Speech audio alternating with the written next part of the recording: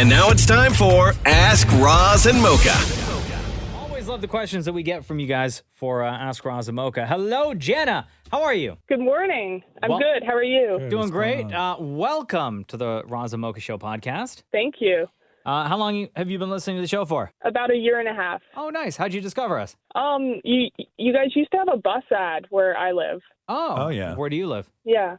I'm from Vancouver, BC. Oh, nice. Well, shout out to everyone in Vancouver listening. Thank you very much. Okay, so what is your question for the room? Okay, my question is, if the internet was deleted, would you be able to live without it? Oh, wow. Absolutely yes. not. Yes, I could. Does that include social media? Yes. Well, yeah. Yes. Okay, but we have to say, okay, let's just say ground rules and parameters, though, okay? Because realistically, right now, if we collectively as a society and a population lost the internet, there would be chaos because nobody would be able to do anything. You can't pay for things, you can't, all of this stuff. So let's say the world doesn't go into chaos. Mm-hmm. You just don't have access to things like the internet on a computer or on your phone. Or you can't order something. Basically, Jana, life before the internet that some of us may remember. Well, we've depended on it for so long. Yeah. Right. Over 2022, the internet shuts down. Yeah. So you can no longer buy tickets online. You can no longer check the weather without watching the news at 6. Yeah. You have to open the newspaper to see the movie. You got it. Yeah, exactly. You got to open the newspaper to see the movie times. I guess you'd learn to figure it out, but like so much of our lives depend on the internet, right? It would be very difficult. Everything would take so much time. Yeah. You would be doing a whole lot less with your day because the things that you do are going to take an extraordinary amount of time to complete. You'd have to watch movies on DVD. Like you have to, like, do you remember like going through going to a store to find out if they had that thing? Oh, totally. Yeah. Right? You can't look that online. Thing in stock to see. Yes. Right? Like you can't do that. Like back in the day when, I remember there was one hair product that I used to use and I would get it at Shoppers when I first moved to the city and in like 93 or whatever it was. And I remember on a Saturday, I would go looking for this hair product. And I remember like subway rides because I would go to 5 Shoppers. Why didn't you just phone ahead? Because they never gave you a right answer and it would be busy all the time. Like, Maury, you're forgetting back in the day, okay, before internet, if you called a place like Shoppers, it would be busy for an hour. Mm-hmm. Right? I do remember how calmer it was before the internet. I just remember it being a simpler time. I do remember if you wanted concert tickets, you'd have to go to that Tower Records downtown and stand in line with everybody else for a ticket. Yeah, that's the other thing, too, waiting in line. Like, we don't wait in line for things anymore. Hey, we Jenna, really don't. You didn't answer the question. Do you think you'd be able to survive? I think I would, because if it was deleted for everybody, we would all be in a collective crisis, so I wouldn't be responsible for getting things done. Right. See, and I don't have my economy, like how we earn a living is not based around internet, right? There are a lot of people that would panic and go broke because their lives would fall apart because their life, both socially and professionally, rely on the internet. Imagine crypto world? Yeah, and any world, right? Like every single employee at Netflix, right? They would have to go back to renting out DVDs in the mail. And I also don't have, like, my ego wouldn't take a hit because I don't need anything online like social media for that satisfaction. Like I don't gain from that in any way. Where somebody like Maury, his day can be changed by a certain amount of likes on a picture, or if somebody particular comments, or if somebody writes him back in a DM, all of that stuff. Like I don't have that kind of skin in the game when it comes to the internet, where somebody like Maury does. Like there would be a psychological thing for Maury. But to her point, I think that if it was down for everybody, it wouldn't hurt me as much because no one's getting likes. I know, but more like you won't have, like, you rely so much on attention. And if without the internet, I guess you would still have this show and you would still get attention. But without the internet, there would be a hole because you crave that attention so bad. Yeah, but I guess that you would just have to sort of, God, what would you do? Yeah, exactly. Well, that's the thing, right? Shem, what would you do? You think you could survive? I'm gonna be honest with you, no. I don't think that I could, man. No. And also, you're single too, right? Yeah. Like this is. I just think I've adjusted my life to relying on it so much that to have to then turn back and redo it, I think I'd be a mess. No, I don't think I could do it. I think it'll be easier for those people who remember times before internet versus the young people like Shem who only remember internet. How old were you and when were you when were you born, Shem? 1987. I'm 35. You're 35. Yeah. So you barely remember. Because when you were young enough, there's no internet, you wouldn't have really used it anyway, right? True, exactly. I remember when in the radio studio I worked at, when the internet first started, there was one computer. Yeah, and every building had one computer. And it was in the studio, and everyone sort of shared it for the internet. And when email first started, I remember when the owner of the company would read your email and call you to his office if something was said wrong in an email because it was new. Yeah. So they would read your email. I just think about what about kids, right? Like for example, Roxy, your daughter, who's 12, right? Internet has been around her entire life. Like how would she be able to navigate the world without internet? I guess maybe for a younger child, it might be a little bit easier. It would be difficult for them to then adapt. Jeez. Okay. It would be, for somebody who's 12, like my kid, it would be difficult because she never had the training of how to sort of live without it, right? So you can't fault a kid who's 12 for spending so much time online because literally that's all they know. Yeah. That's how you do your homework. That's how you research. That's how you watch television. That's how you do everything, right? Like it's not a luxury for a 12-year-old. It's just part of life. That's why when, all these parents talk about screen time and everything, there's a difference. Like when we have conversations about screen time, which we haven't in years, but there's good screen time and there's bad screen time. Just like when I was growing up, I was either wasting my time or I was being productive with my time. And it's the same thing with kids and screen time. Like you can waste your time in front of a screen or you can be productive in front of a screen.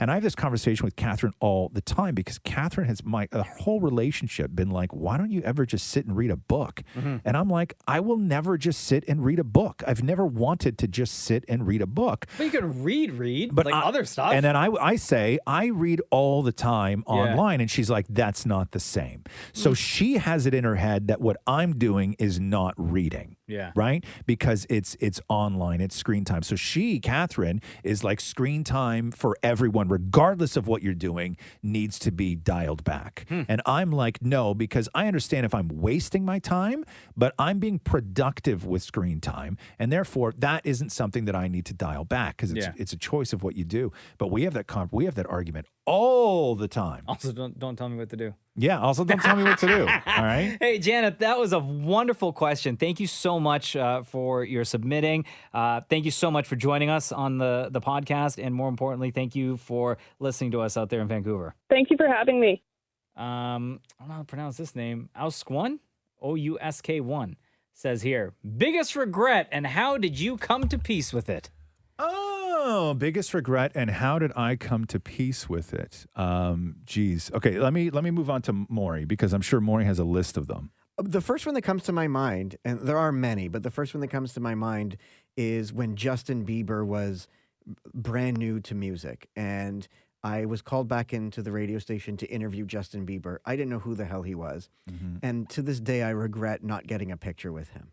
Right. Really, huh? Yeah. I sat in a small... But he was a child then. I know, but I sat in a tiny room with the guy, asked him the basic questions, because he only had, I think, the first song, Baby. Wasn't it Baby, Mocha? Yeah. He was like a children's entertainer. One time? Sure, whatever the first... And I just sort of whatever. Asked him whatever. And Huge fan. Huge fan.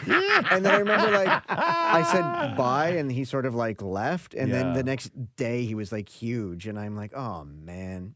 Wow. I know Matthews was not going with me to interview Lady Gaga because he wanted to clean the bathroom. Ooh. Wait, did he know that you were going to interview Lady Gaga? Yeah, I said, hey, do you want to come with me to meet Lady Gaga? And he's like, why would I want to go and meet this Lady Gaga person? She has one song. Back when she was a new artist. And she had Poker Face. Yeah. Right. And her first single was Just Dance. Huge fan, Dance. Maury? Yeah, whatever.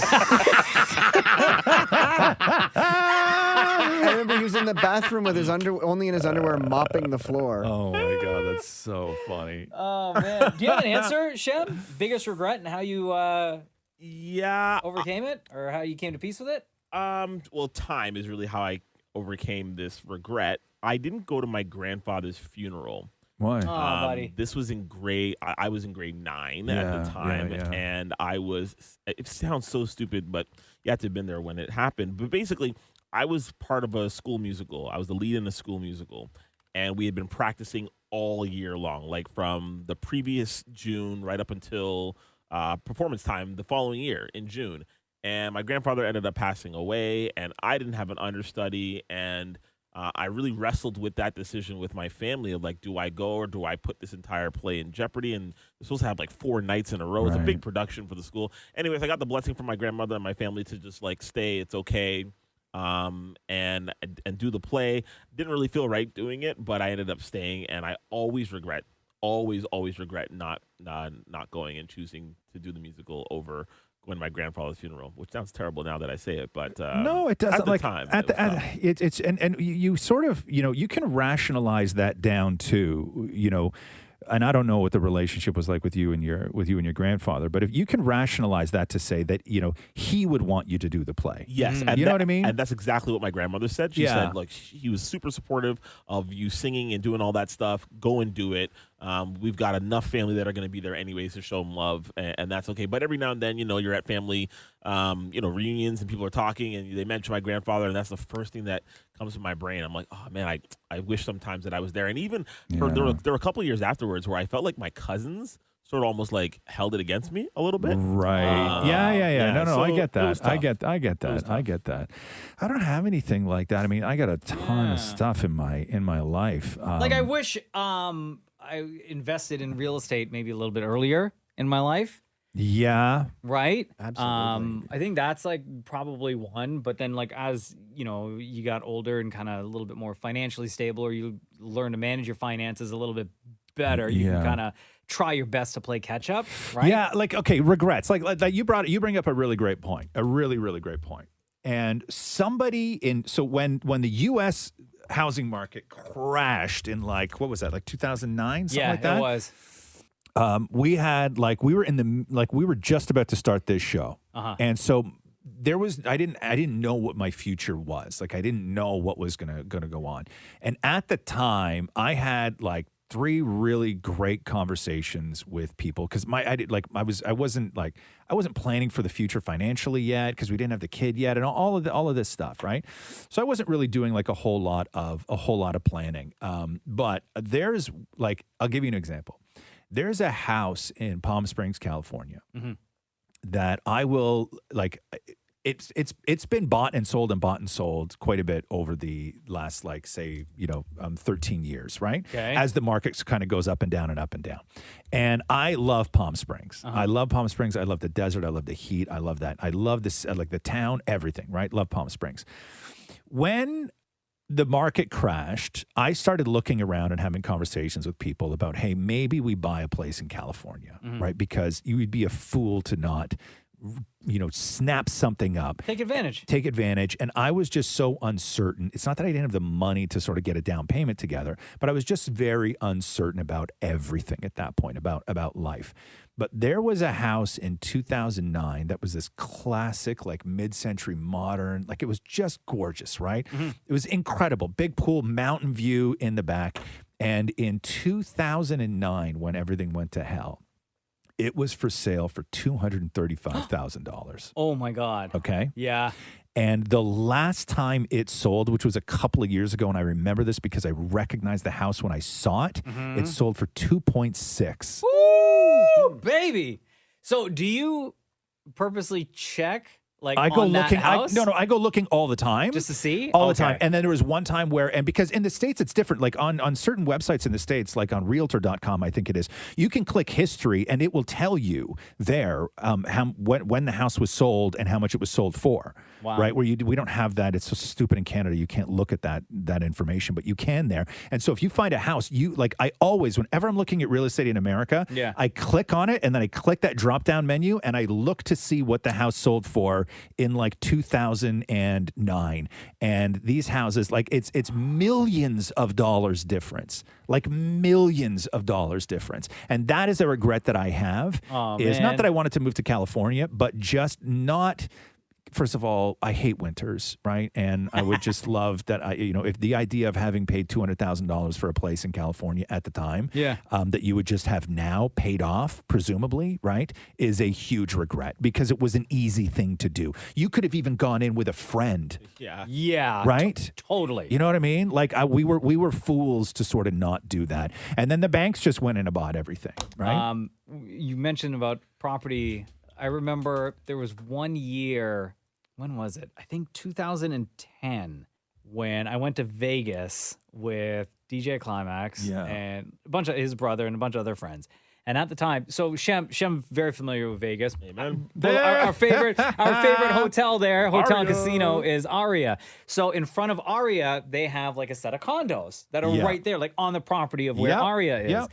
And at the time that we went, they were just building, and it was in and around the recession time. And how these much were they? units were like beyond dirt cheap. And we were saying, like, if 3 of us went in on one of these units right now, right? Yep. And every year that we go back to Vegas, we do our yearly boys trip. Every year we go back, just out of curiosity, we look at the prices, and like every year, the price of these units have kept rising and rising and rising and rising. Like, oh man, I wish I can go back. Hotels, like Vegas hotels at that time when everything went to hell, right? Especially Vegas because like nobody could afford anything. Yeah. Right? So especially in Vegas, all those big hotels, like even the old ones like Bally's and stuff like that, but some of those like the Palms and everything else, they were selling units in their hotel. So basically you could buy a hotel suite that had like that little tiny kitchenette with like a little 2-burner and like whatever. Amazing. So they were selling hotel suites for $100,000. Oh my God. Yo, that would be amazing. Yeah, and it's yours. It's amazing. Like it's yours. It's yours, and then you own it. And then some hotels had a thing where when you're not there, they will rent out your room, and you get some of the profit from it. Yo, that's amazing. Right? Yeah, but like all these hotels had that for like $100,000. You were talking about how in Canada we don't have like a website or like on Realtor, for example, you can't look at the history. Yeah. Have you guys heard? And I think real estate agents hate this website. Oh, what is it called again? I always forget. House Sigma, yes, right? Because where you can go in and you can even see pictures of like if they've done renovations and like what the house looked like when it was built, as long as pictures are available. Yeah. Over the years of them, those houses being sold. But yeah, that there's that one. What else we got here? Kara has a question. What hurts more? Oh, this is like I guess for Maury and I. But I guess it's open to the room. But I guess because Maury and I experienced the game Snapped so much. What hurts more, stubbing your toe so hard that it bleeds or pulling the rubber bands on your neck in the Snap game? I'm going to say the toe thing. The toe one, for sure. Because that pain could last like a long time. Yes. Right? Yeah, I've done that. I banged my foot on a barbell. Like, on what? On a dumbbell. And it bled? No, it bled inside, so it was like bruised. Yeah. I've broken so many toes. It's not even funny.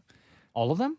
I've broken every single one of my toes. Yeah. Really? All different times? Yeah. My big one, my second one on my right foot, I broke twice, and my baby one on my right foot, I think I've broken it 3 times. Which is that? The baby one on my right foot, I've broken it 3 times. How did you break your toes so much? Like, can you remember all the times? Stubbing. The real bad last time.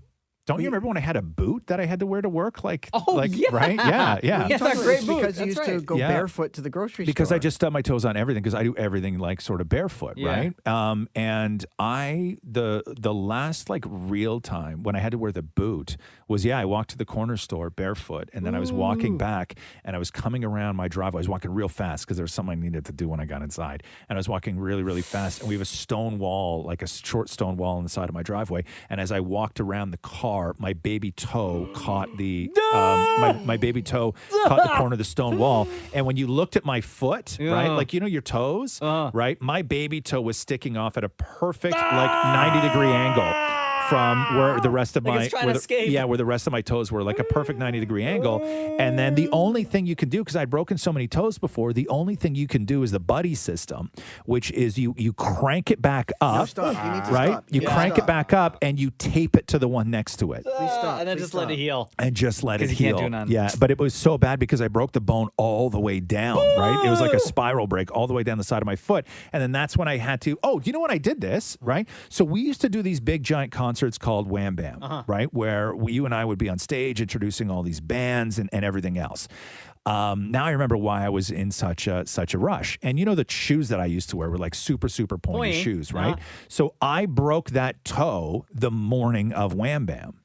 Oh, crap. And then taped it to the toe next to it and jammed my foot into my pointy shoes, which actually felt better because they were jammed right in there. Yeah. And then went and did that whole night on stage with you, standing, you know, with fans and everything else. Yeah. And walking around. Walking around. I did that whole night and then went home and finally took the shoe off. And once I took the shoe off, that's when everything swelled. Oh, no. Yeah. Oh, the worst. Yeah, it was not good. So were you in pain that day? Oh my God, yes. Yeah. The worst pain. Yeah. And that's all you could think about? Yeah, and then you just sort of go numb, right? Yeah. You go numb, and I remember we were having like a couple of drinks and stuff like that. Oh, where I'm that'll like, help. Yeah, Yeah, that really helped. But when you went to the doctor, did they say, like, why did you not get here sooner? Or I guess even still, like, of course, right? Because I waited. I didn't go for like 2 days, right?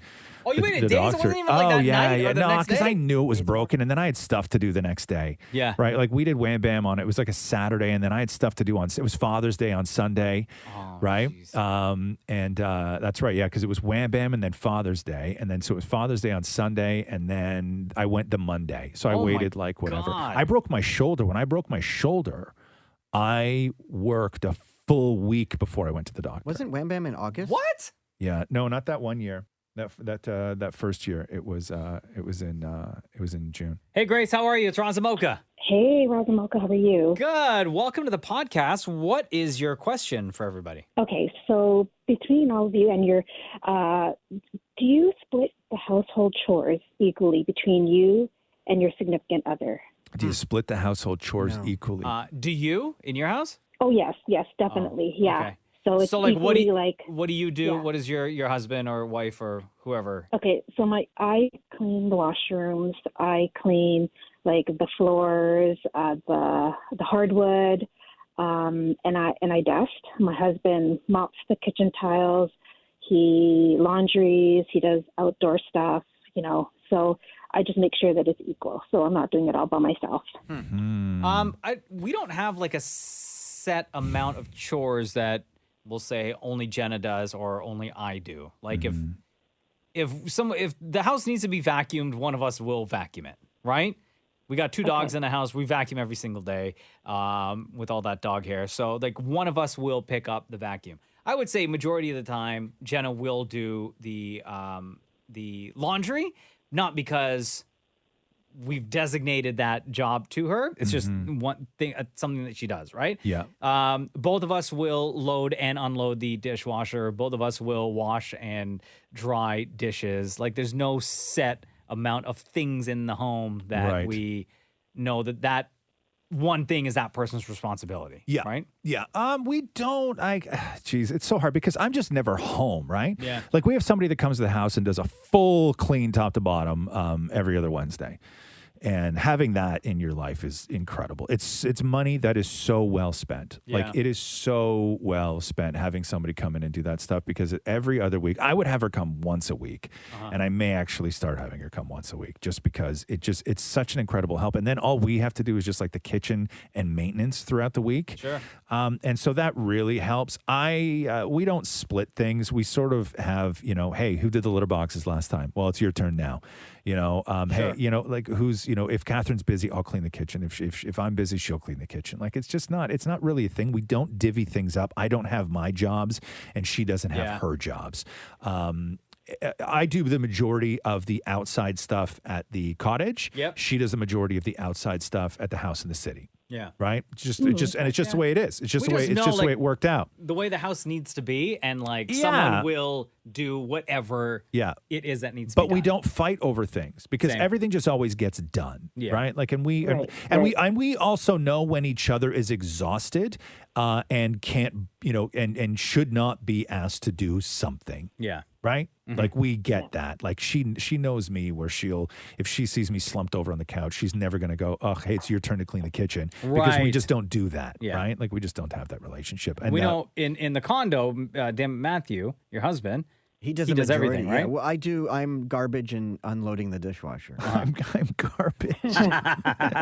So you're garbage and unloading the dishwasher, and he is. He will clean, like he'll vacuum, he'll do laundry, like he'll do the household stuff. Who does the bathrooms? Matthew. Really? But I will clean if I use dishes like pots and pans for when I'm cooking dinner. I'll clean those right away in the sink. Yeah. Gotcha. So he does the vast majority. Well, if he's not home, I'll quickly run the dishwasher with the pots and pans in them, and then unload it quickly. Right. Oh, really? Why? He doesn't think that you're allowed to put pots and pans in the dishwasher. Just like he thinks if you put a hot Tupperware in the fridge, it'll break the fridge. It'll break the fridge? Because it's competing with the heat. Oh, jeez. The cold in the fridge is competing with the heat? And it'll break the fridge. Like if you put like hot tea in a cold glass, like it'll crack kind of thing? Like that, yeah. So if we have to leave the Tupperware on the counter, like if you put rice or whatever's hot in it, you leave it on the counter to cool down before putting it in the fridge, or the fridge will break in his mind. The fridge will break, not the container. No, the fridge will break. Oh, jeez. No. Much damage. Your milk will get warm. Hey, Grace, that was wonderful. Thank you very much for joining us on the podcast today. Oh, thank you. So aren't you going to ask me the question? I was going to say, before we let you go, Grace, between Roz and Mocha, who is your favorite? Okay, it's Roz. Roz my favorite. Can I say why? It's good, Roz. It's good. Okay. It's really good. He looks a little skeptical right now. Go ahead. for it. No, it's really good. No, it's because you're honest, you're genuine, you're witty, you give great advice on the FML, you make me laugh. And the book just tops it off. I just can't wait for the book. I can't wait for you to read the book. I have so many cool things that I'm gonna be doing for this for the book, and I'm probably gonna start like late August, I think. One thing I was thinking of doing was because the way that the format of the book is there's like a lot of little chapters. It's the way I wrote it. So I think there's like 35 or 36 of them or something like that, right? There's a lot of them. Yeah. And so what I was thinking about doing was like 30 days or whatever it was before the book starts, I may do like a reading for social where I just read a piece of each chapter. Oh, nice. Like I may do like 1, 2, 3, just like sort of leading up to it. I haven't decided if I'm going to do that yet, but that's one idea I have. And I got a lot of really cool video things that I'll be releasing leading up to the launch of the book. But I can't wait for you to read it. And it means the world. A celebrity read some of the chapters. What's that? Roz, I don't read books at all. Neither do I. I'll read yours, but are there pictures? No. And can I tell you why? I'll tell you why there's no pictures. Because they wanted me to do what they call a photo insert. So photo inserts are those glossy pages in the middle of a book, right? So you're reading the book, and then you get to the part of the book where there's just like 12 glossy pages of pictures that relate to things, at the beginning of the book and then later in the book. And it's distracting, and it doesn't look right, and I don't think it adds anything. I wanted to do pictures on pages. Oh, okay, yeah. Right? I wanted to do that, and we were unable to. So no, there's no pictures. As somebody in who reads, in the book. The photo insert is a benchmark when you get to that. Like it's an accomplishment. Yeah. So I personally like the photo inserts in the middle. Right. Yeah, I thought it took away because of where. I don't think it does. It's my book, more. Well, yeah, but I'm the buyer. Also out of the book now. Yeah, but I'm the one buying the book. Also not in the book, right? No, I didn't. I found it to be very distracting. I went through a bunch of books that they sent me a bunch of books, and then I went through a bunch that Catherine had at home looking for books that had photo inserts, and it didn't look right to me. It didn't feel right, and I didn't want to. And so I said no to photos in the book. There you go. The one book I almost finished, the Diane von Furstenberg book, has 3 photo insert sections. Wow. Did you say the one book I almost finished? Yeah. Have you never finished the book? No. Okay, same. Thank you, Grace. Thank you so much. Love you guys. Have a good day. Roz, what about celebrities reading the book? That was brought up too as an idea, and I don't know. That doesn't seem like something you'd be into. No, it's not that I wouldn't be. No, just for even the video promo stuff. Like if you have like Scott McGilvery reading one of the chapters. Here's my thing though, is that although there is a lot of humor in the book, so much of the book is not funny. Oh, and I wouldn't want to reach out to somebody and have them read something that is difficult to read. Yeah. Right. Yeah. So I sort of nixed the having celebrities, read stuff for the book. There are a lot of parts though that they could, like somebody like McGilvery or whoever else would crush. But like just sort of, what's that? Ryan Reynolds. Yeah, like they would crush it kind of thing. But no, I decided again on not. I'll do it. Not doing that. I don't want you to read my book more. I mean, I want you to read my book, but I don't want you to read my book. You know what I mean? Haley says here, did you guys naturally fall into your roles in the show, or did you guys discuss and decide who was going to do what? I.e., Mocha always answers the phones, is the first to speak when talking to a guest. Roz always does the news stories, etc. Was it ever discussed? No, it was never discussed. I think so little was discussed. Yeah, so little was discussed, but so much of that is very easily explained, which is Mocha has the majority of that gear in front of him. Mocha controls the microphones. Mocha has the phone in front of him. Mocha can see who is, texting in, all this stuff. I don't. I have other things on monitors in front of me. So when somebody calls, Mocha's the one that answers the phone. Yeah. Right? Like that's just the way that it goes. And so Mocha will just always be the one that says hello because Mocha's the one that answers the phone. And just the way things happen on the show, I think it's just like naturally just things just fell into place. And this just how it is and how it's always been. But nothing, it's again, like sort of like when we were talking about, household chores, it's not like things were divvied up. Well, if you get to do this, then I get to do this. Like it wasn't that sort of situation at all. We just sort of evolved into this. But stuff like Mocha always talking first to people on the phone, that's literally because Mocha's the one that answers the phone.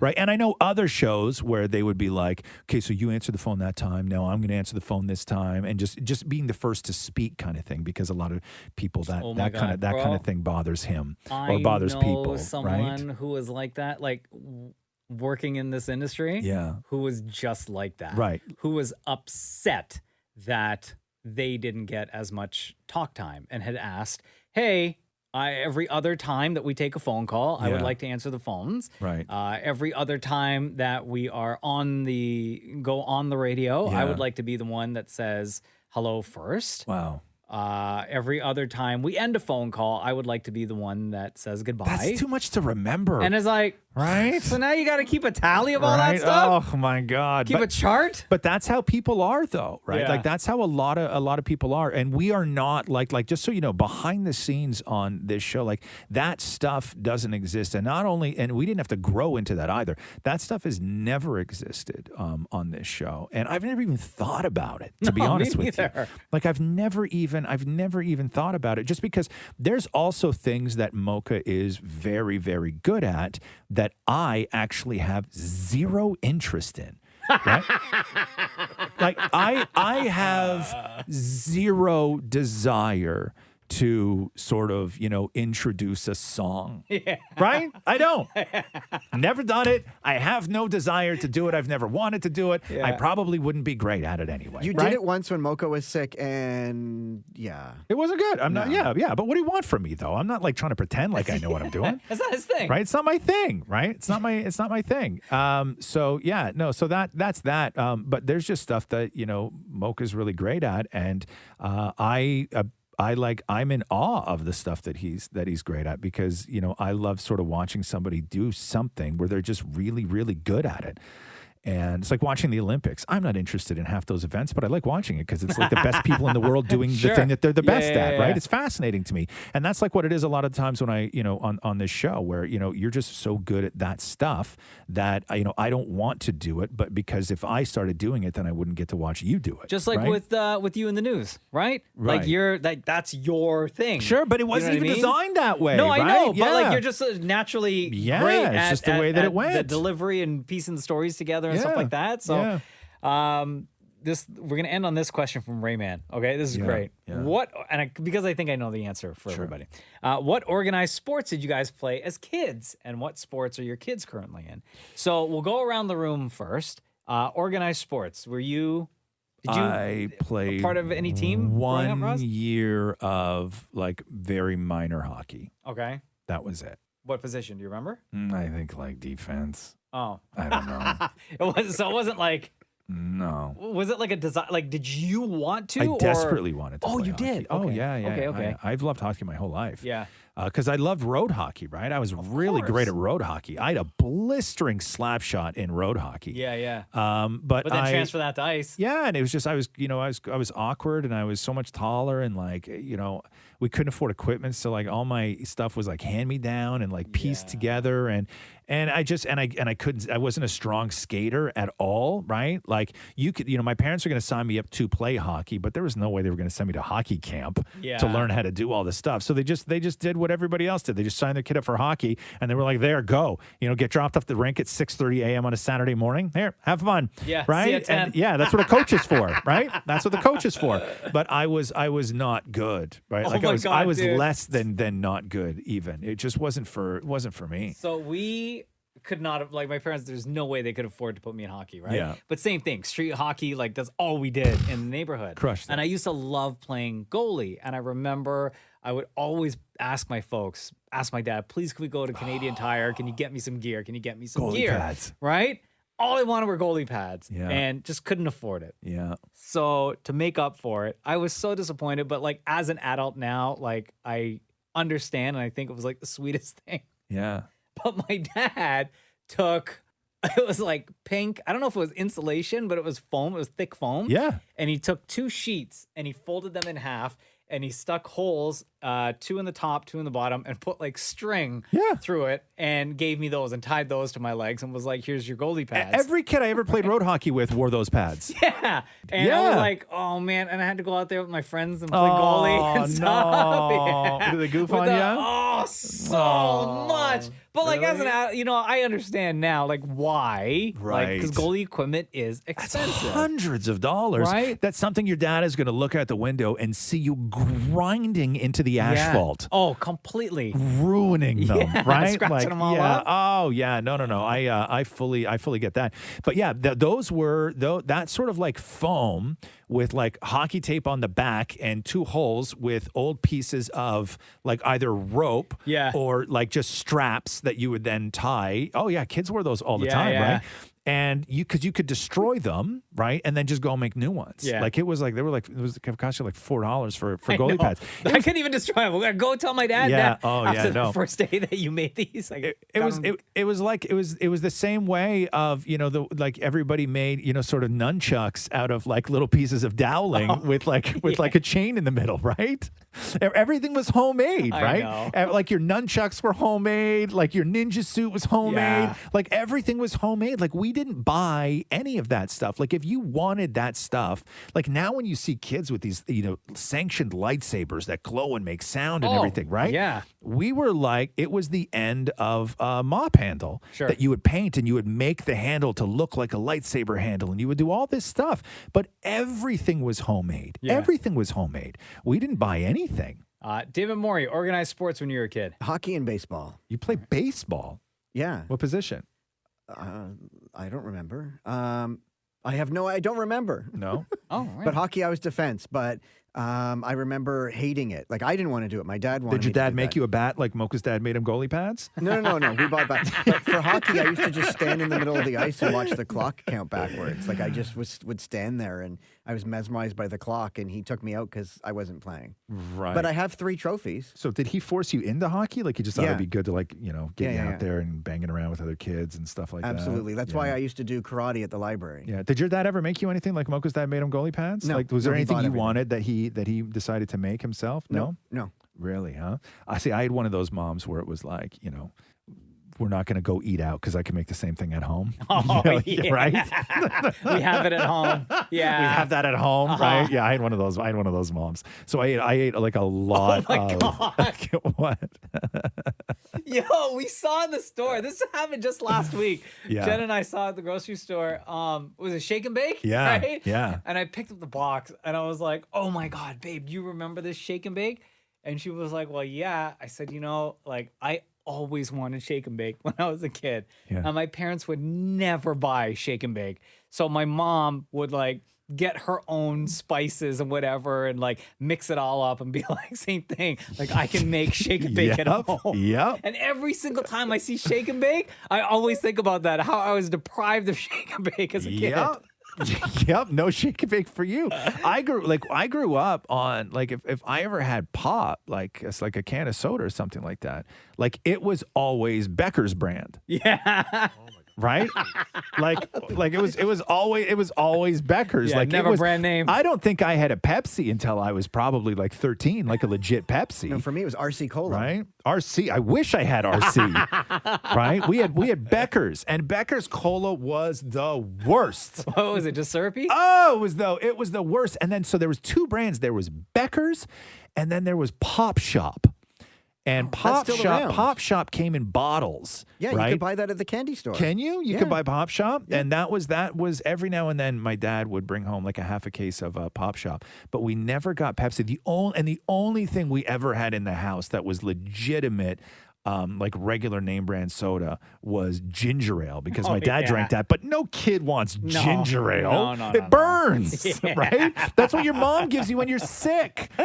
So yeah, we never had any of that stuff. But yeah, no, Shake and Bake is a good one that your mom would try to make. Trying to think of what other stuff we never had any like cereals and stuff like that. Every now and then we would get honeycombs. Like my mom would feel they would be on sale, and we'd get like honeycombs. Yeah. But like other than that, like even chips, they were all like no name brand chips. The generic? Yeah. And we've talked about this before on this show. Like the thing that kids today don't have, because the quality control has gotten better and the manufacturing has gotten better. All of those things have gotten better. And the things that kids don't have to deal with today is asking your mom for money, and she fights back and then finally agrees to give you money. And then you go to the store and you buy a bag of chips, and then you bring that bag of chips home and you open it up and they're all burnt.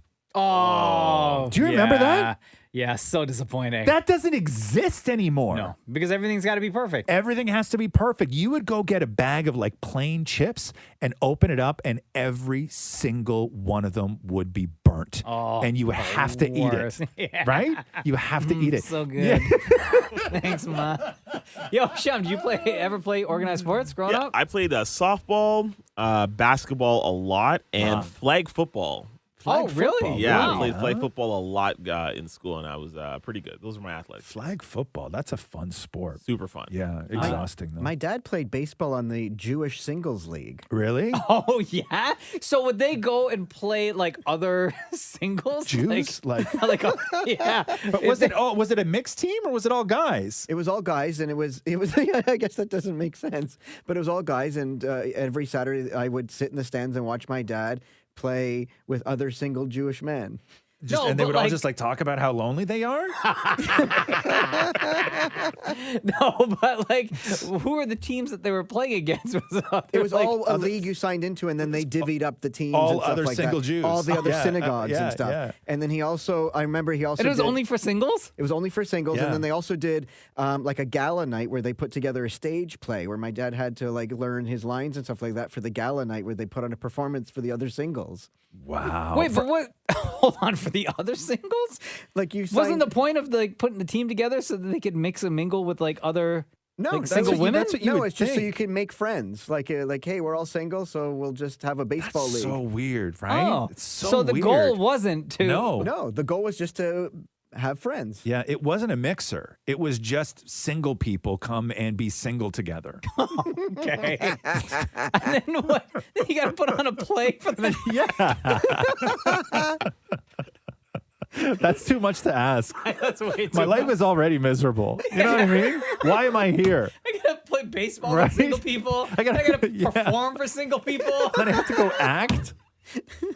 Right? No, that's too much to ask, man. That is too much of an ask. What a great round of questions. Thank you, everyone, for your submission. Every week we post on Instagram at Kiss925 a picture that simply reads Ask Roz Mocha. So next time you see that pop up on your feed, please feel free to load up the comment section, and we'll have two of you join us on a future episode. Thank you for listening. This has been the Roz and Mocha Show podcast. Thanks for listening to the Roz and Mocha Show podcast. Catch the guys live Weekday mornings from 6 to 10 on Kiss 92.5. Kiss925.com. Or download the Kiss 92.5 app.